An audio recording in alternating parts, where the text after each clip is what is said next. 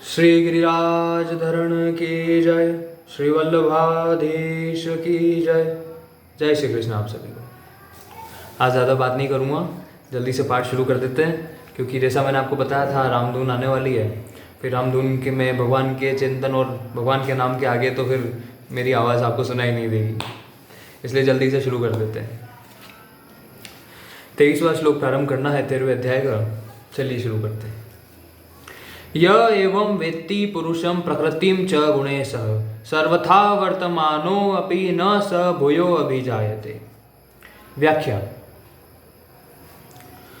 पूर्व श्लोक में देहे अस्मिन् पुरुषः परः पदों से पुरुष को देह से पर अर्थात संबंध रहित कहा है, उसी को यहाँ एवं पद से कहते हैं कि जो साधक इस तरह पुरुष को देह से प्रकृति से पर अर्थात संबंध रहित जान लेता है तथा विकार कार्य करण विषय आदि रूप से जो कुछ भी संसार दिखता है वह सब प्रकृति और उसके गुणों का कार्य है, ऐसा यथार्थ रूप से जान लेता है, वह फिर वर्ण आश्रम परिस्थिति आदि के अनुसार प्राप्त कर्तव्य कर्म को करता हुआ भी पुनर्जन्म को प्राप्त नहीं होता, कारण कि जन्म होने में गुणों का संग ही कारण है।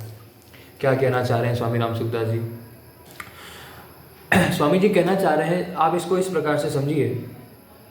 ये मैंने पहले भी एक वीडियो में कहा था पहले भी, कि हम जो ये जो जन्म मृत्यु के चक्र में फंसे हुए हैं, हमारा पुनर्जन्म हो रहा है, फिर से जन्म मृत्यु जरा व्याधि, ये 4 प्रकार के दुख हमको भोगने पड़ रहे हैं। इसके पीछे मुख्य कारण है कि संसार से संबंध बनाना।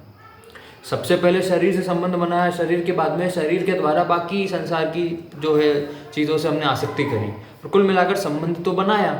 अब वो जो संबंध हम बना रहे हैं वो संबंध ही हमें अगले जन्म में यानी कि जन्म मृत्यु के चक्र में फंसा रहा है, क्योंकि अंत मति सो गति। हमारी अंत में जैसी मति होगी, अंत में हम जिसका स्मरण करते हैं अगले जन्म में अगले उसको हम उसी को प्राप्त करते हैं। अब आखिरी समय में किसी को अपने पिता, अपने पुत्र, अपना घर, पैसा जो भी याद आएगा वो फिर उसी योनि को और उन्हीं को प्राप्त हो जाएगा। अगर भगवान का स्मरण कर लिया तो भगवान को प्राप्त हो जाता है। भगवान ये पहले कह चुके हैं गीता में ही। अब स्वामी यहाँ पर कहना चाह रहे हैं कि गुणों का संग, राजसिक, तामसिक और सात्विक, सत्य, रज और तम, ये 3 प्रकार के गुण होते हैं। तीनों प्रकार के गुणों के संग से ही जब जन्म मृत्यु जरा व्याधि यानी कि पुनर्जन्म के चक्र में आप फंसोगे, क्योंकि इन तीनों गुणों के संग यानी इन तीनों गुणों के वशीभूत होते हुए ही आप इस संसार में संबंध बनाओगे। कोई सात्विक प्रकृति का पुरुष है तो उसका अगर वो संबंध बना भी रहा है, मतलब वो अच्छे भी संबंध बना रहा है, मान लो उसने दान पुण्य कर रहा है पर अपने माता पिता से संबंध रह गया, अंत में उनका स्मरण आ गया। स्मरण तो किसी का भी आया हो इस संसार में, आपको जन्म वापस से पुनर्जन्म तो लेना पड़ेगा। तो सात्विक प्रवृत्ति का था तो माता पिता में आया। कोई व्यक्ति तामसिक प्रवृत्ति का व्यक्ति है तो बुरे कर्म करते हुए उसकी जो है उसके प्राण निकलते हैं तो वो नीची योनियों में चला जाता है। और कोई सात्विक प्रवृत्ति का व्यक्ति अच्छा काम करते हुए भी अगर अपने प्राण त्यागता है तो उसको ऊंची योनि मिलती है, पर भगवत धाम नहीं मिलता, भगवत प्राप्ति नहीं होती, मोक्ष प्राप्त नहीं होता। बस ये है उसको एक ऊंची योनि प्राप्त हो जाएगी, या तो उसको फिर से मनुष्य जन्म मिल जाएगा। इससे ज़्यादा अच्छा कर्म किया तो अच्छे मनुष्य के में भी एक अच्छे कुल में एक ऐसे घर में जहाँ पे संतों का आना जाना हो, जहाँ पे जो है शास्त्रों का अध्ययन होता हो, कुल मिलाकर थोड़ा आगे बढ़ जाएगा वो अपनी आध्यात्मिक यात्रा में। इससे ज़्यादा पुण्य कर लिए तो देवी देवता स्वर्ग पहुँच जाएगा, पर मोक्ष प्राप्त नहीं होगा, उसको भगवत प्राप्ति प्राप्त नहीं होने वाली, क्योंकि पाप और पुण्य दोनों से ही भगवत प्राप्ति नहीं होती। पाप करोगे तो नर्क भोगोगे और पुण्य करोगे तो स्वर्ग भोगोगे, पर मोक्ष प्राप्त नहीं होगा। जो व्यक्ति पाप और पुण्य, अच्छा और बुरा, सारे संबंधों से हट जाता है, सारे संबंधों से रहित हो जाता है और सिर्फ और सिर्फ एक संबंध, एक हमारे प्रभु भगवान श्री कृष्ण, आप जिस किसी भी नाम से उन्हें भजते हो, उस नाम से यानी उस हमारे परमात्मा से जब संबंध बना लेता है तब उसको भगवत प्राप्ति होती है और तब उसको मोक्ष प्राप्त होता है। तब कहते हैं कि ये आत्मा मुक्त हो गई। मुक्ति का मतलब क्या होता है आप खुद बताइए। मुक्ति शब्द का हम ऐसे ही अगर नॉर्मली भी समझे तो क्या शब्द होता है? मुक्त होना मतलब अलग हो गया, मुक्त हो गया। जितने भी संबंध थे इस संसार में, चाहे अच्छे थे या बुरे, जितने भी संबंध थे सभी संबंधों से वो व्यक्ति मुक्त हो गया। इसीलिए हम कह देते हैं कि इसको ये मुक्ति प्राप्त हो गई, कि अब वो जो आत्मा है, वो जो जीवात्मा है, शरीर तो यही रहेगा पर वो जो जीवात्मा है अब वो मुक्त हो चुकी है, यानी अब इस संसार के किसी भी संबंध से वो जुड़ा हुआ नहीं है। इसे मुक्ति कहते हैं। तो जब एक व्यक्ति को ये ज्ञान, ये विवेक उसको जब ये प्राप्त हो जाता है, क्या कि मैं अलग हूँ और ये शरीर अलग है, क्योंकि मैंने पहले भी बताया इस शरीर से संबंध सबसे पहले हुआ, और इस शरीर से संबंध होने के बाद इस शरीर के द्वारा इस संसार में बाकी सारे संबंध जुड़े। यानी शुरुआत जो हुई, यानी जो मूल यानी जड़ में जो है वो सबसे पहला संबंध किससे बना? शरीर से। तो जब व्यक्ति को यही ज्ञान हो जाता है कि मैं अलग हूँ और ये शरीर अलग है, तो वो शरीर के द्वारा होने वाले किसी भी कर्म से, किसी भी क्रिया से वो अपना संबंध नहीं बनाएगा। और जब इस शरीर के द्वारा होने वाले किसी भी क्रिया, किसी वस्तु, व्यक्ति, घटना से जब उसका संबंध नहीं रहता, तो वो उसका संबंध विच्छेद हो जाता है, तो वो व्यक्ति मुक्त हो जाता है। और यही यहाँ पे स्वामी जी कहना चाह रहे हैं। और फिर वो व्यक्ति पुनर्जन्म को प्राप्त नहीं होता, वो फिर कर्म तो करेगा, जैसा यहाँ पे कह रहे हैं, किसी भी वर्ण का हो, आश्रम का हो, अपनी परिस्थिति आदि के अनुसार अपने प्राप्त कर्तव्य कर्म को, ये भी मैंने पिछले वीडियो में बताया था कि ऐसा नहीं है कि माता पिता से संबंध नहीं रखना है, इसका मतलब ये नहीं है कि हम उन्हें छोड़ दें या उनकी बात ना माने, उनकी सेवा ना करें या नहीं। सेवा तो करनी, ये हमारा कर्तव्य है। हमें हमारे घर का, अगर हम गृहस्थ जीवन में हैं, अगर हम गृहस्थ जीवन में रहने वाले हैं, तो हमें हमारे घर का ध्यान रखना है, उनका पालन पोषण करना है, बच्चों का, है ना, पति है, पत्नी है, उनकी सेवा करनी है, माता पिता की सेवा करनी है, समाज की, देश की सेवा करनी है। ये तो कर्तव्य है हमारा। हम जहाँ काम करते हैं, जहाँ नौकरी कर रहे हैं, जो भी काम कर रहे हैं, जो भी हमारा पेशा है, जो भी हमारा प्रोफेशन है, उसमें हमें सब सेवा करनी है। पर इस भाव से नहीं कि ये जो भी है सब मेरा है, नहीं, जो भी है सब प्रभु का है, सब कुछ ठाकुर जी का है, मैं सिर्फ और सिर्फ एक निमित्त हूँ।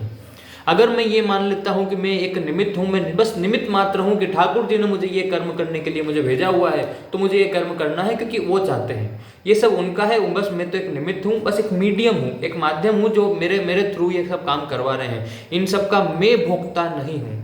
आप फिर से सुनिएगा, इन सभी चीज़ों का मैं भोक्ता नहीं हूँ। वास्तविक भोक्ता कौन है? प्रभु। वास्तविक सभी संसार की सभी चीज़ों के भोक्ता ठाकुर जी है, प्रभु है, इसके सिवाय और कोई नहीं। हम नहीं है, हम सिर्फ और सिर्फ निमित्त मात्र है। मुझे सिर्फ और सिर्फ अपना कर्म करना है, ये मेरा कर्तव्य है। ये समझकर अगर मैं अपना कर्म करता हूँ, माता पिता की सेवा करता हूँ, सब कुछ, तो संसार में रहते हुए भी सभी संबंधों से जुड़ा हुआ दिखने के बावजूद मेरा किसी से कोई संबंध नहीं है, इसे कहते हैं। आगे, यहाँ सर्वथा वर्तमानो अपि पदों में निषिद्ध आचरण नहीं लेना चाहिए, क्योंकि जो अपने को देह के संबंध से रहित अनुभव करता है और गुणों के सहित प्रकृति को अपने से अलग अनुभव करता है, उसमें असत वस्तुओं की कामना पैदा हो ही नहीं सकती। कामना न होने से उसके द्वारा निषिद्ध आचरण होना असंभव है, क्योंकि निषिद्ध आचरण होने में कामना ही हेतु है। अब यहाँ पे ऐसा नहीं है कि संबंध नहीं बना रहे बोल रहे हैं तो मतलब हम कोई, जिसको बोलते हैं ना शास्त्र निषिद्ध कर्म, मतलब तामसिक कर्म हो गए या फिर गलत क्रियाएं किसी भी प्रकार का, ये सब काम हमें नहीं करने। अब हम जस्टिफिकेशन देने लग जाए कि अरे शास्त्रों में लिखा हुआ है, नहीं। ध्यान से सुनिएगा क्या कहना चाह रहे हैं। इसको इस प्रकार से हम कह सकते हैं कि जब व्यक्ति, वही बात है, जब व्यक्ति सात्विक गुणों से परिपूर्ण होने लगता है या भगवान का भजन करने लगता है, चिंतन करने लगता है, शास्त्रों का अध्ययन करने लगता है, तो अपने आप उसकी प्रवृत्ति सात्विक होने लगती है। सबसे पहले भगवत मार्ग पे जब बढ़ता है, अंत में तो तीनों गुणों से वो परे हो जाता है, तभी मुक्ति मिलेगी, वो आगे की बात है। शुरुआत की अगर मैं बात करूँ तो सात्विक गुण उसके अंदर आने लगते हैं। सतोगुणी व्यक्ति के अंदर निषिद्ध कर्म की भावनाएं, कामनाएं तो उत्पन्न होती नहीं। जो भी कामना उत्पन्न होगी वो अच्छे भले के लिए ही होगी। और अब जब हम इससे आगे बढ़े, तो जब व्यक्ति को ये ज्ञान हो जाता है कि इस शरीर से मेरा कोई संबंध नहीं है, तो जितने भी शास्त्र निषिद्ध कर्म हैं, आप सोचिएगा खुद, जितने भी शास्त्र निषिद्ध कर्म है, शास्त्र क्या कहता है, कौन सा कर्म गलत है, किसे गलेगा, जिसको हम कहते हैं अधर्म, किसी भी प्रकार का ले लीजिए आप, जुआ खेलने को ले लीजिए। अब व्यक्ति जुआ खेल रहा है किस लिए? धन कमाने के लिए। अब उस धन का क्या करेगा? इस शरीर को सुख देने के लिए धन कमा रहा है या इस आत्मा को? आत्मा को धन से कैसे सुख दे सकता है कोई? आप बताइए, नहीं दे सकता। वो शरीर को सुख देने के लिए, जब इस शरीर से संबंध नहीं है तो उसको धन की लालच रहेगी नहीं, है ना। अपनी जो है अपनी इंद्रियों को तृप्त करने की नहीं सोचेगा, क्योंकि इंद्रिया शरीर का हिस्सा है, आत्मा का नहीं। और जब आत्मा का हिस्सा नहीं है तो आत्मा को, तो इंद्रियों को, शरीर को तृप्त कर रहा है ना, इंद्रियों को तृप्त कर रहा है। और जब उसका उस जीवात्मा का शरीर से ही संबंध नहीं रहा, तो उसको इंद्रियों की तृप्ति से क्या लेना देना। तो जो भी शास्त्र निषिद्ध कर्म होते हैं वो अपने आप छूट जाते हैं जब व्यक्ति को यह ज्ञान हो जाता है कि मैं अलग हूं और यह शरीर अलग है। उसके बाद वो चाहते हुए भी शास्त्र निषिद्ध कर्म नहीं कर सकता। आप इस तरीके समझ लीजिए, कोई साधु हो, कोई भगवान का भक्त हो, जीवन मुक्त महापुरुष हो, आप कुछ भी कर लो, वो किसी का बुरा चाह के भी नहीं कर सकते। वो क्रोधित भी हो जाए, वो कुछ भी कर ले, वो किसी का बुरा नहीं कर सकते, अमंगल कर ही नहीं सकते। भगवान नहीं कर सकते। मंगल भवन अमंगल हारी, अब भगवान कभी किसी का अमंगल नहीं कर सकते। ऐसे कहते हैं ना, भगवान सब कुछ कर सकते हैं। मैं आपको कुछ बातें बताता हूँ कि भगवान ये काम कभी नहीं कर सकते, चाह के भी नहीं कर सकते। भगवान किसी का अमंगल नहीं कर सकते। एक और बात है, भगवान सब कुछ कर सकते हैं। कोई एक ऐसा भी कर्म है, एक ऐसी भी चीज़ है जो मैं कर सकता हूँ, आप कर सकते हैं, पर भगवान नहीं कर सकते। मैं कर लूँगा, आप, हम सभी कर लेंगे, पर भगवान नहीं कर पाएंगे। ऐसी क्या चीज़ है? वो है अपने घर से निकाल देना। मैं किसी को अपने घर से निकाल सकता हूँ। कोई और व्यक्ति या कोई अनजान व्यक्ति मेरे घर पर आता है, और अगर वो कुछ मतलब, अब मैं उसे नहीं जानता, मैं उसे अपने घर में क्यों रखूँगा, है ना? मैं उसे मना कर दूँगा।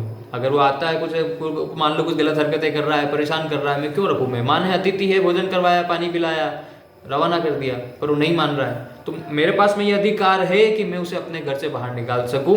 वैसा ही अधिकार आपके पास भी है, पर ठाकुर जी के पास में ये है नहीं।